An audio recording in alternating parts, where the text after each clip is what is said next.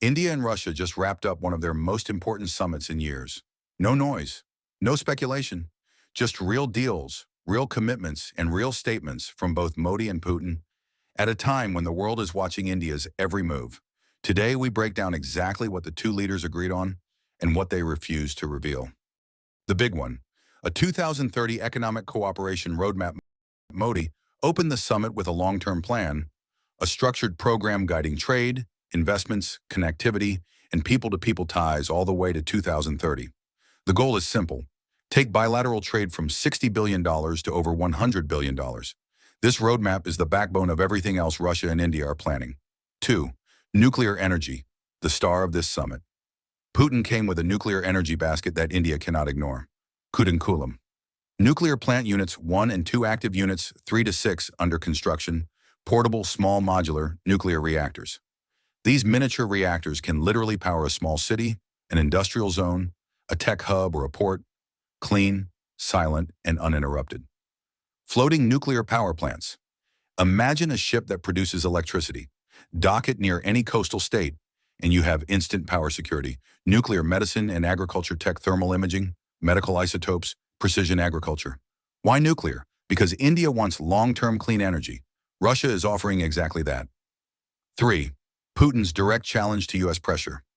This is where the geopolitics peaked. In his interview with India Today, Putin hit back at U.S. attempts to pressure India over Russian fuel. If the U.S. has the right to buy our nuclear fuel, why shouldn't India have the same privilege?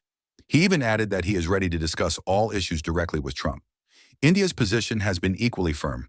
Trump's tariffs are unreasonable and unjustified, especially when the U.S. and European Union themselves continue to import billions of dollars of Russian commodities, from liquefied natural gas to enriched uranium to other critical raw materials. India sees a double standard, and it said so. This statement from Putin came at the perfect moment, strengthening India's stand. 4. Fuel and energy, Russia promises uninterrupted shipments. Putin gave a clear assurance: continuous oil shipments, stable gas cooperation, long-term energy security for India.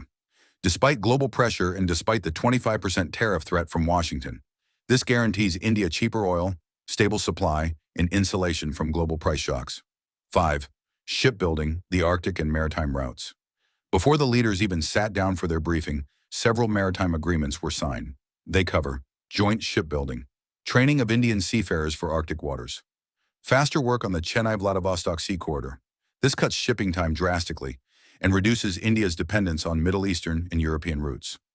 6. Critical minerals, a silent win for India. Another confirmed cooperation: lithium, cobalt, rare earths, solar minerals, defense electronics elements.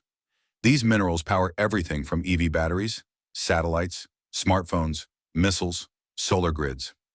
India securing access to them is a long-term technological victory. 7.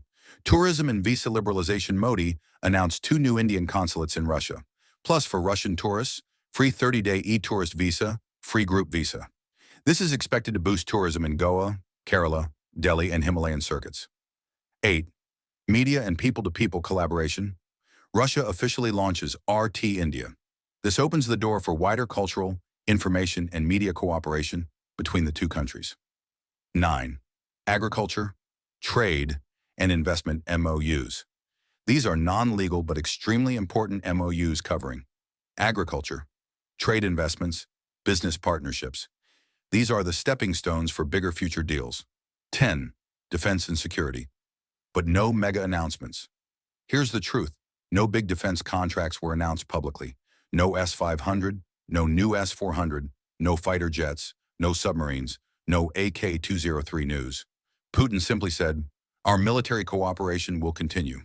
Our strategic partnership remains strong." This usually means discussions happened, but sensitive deals are not revealed to the public, and that silence is expected. What Modi and Putin said about each other: Modi praised Putin as a leader who has always supported India's development, security, and long-term stability. Putin called Modi a strong, reliable friend of Russia and a leader who makes independent decisions based on India's national interest. So these were the real, confirmed, on-record agreements, not rumors, not guesses.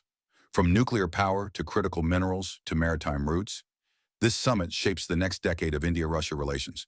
And the message from both sides was clear: India's choices will be driven by sovereignty, stability, and strategy.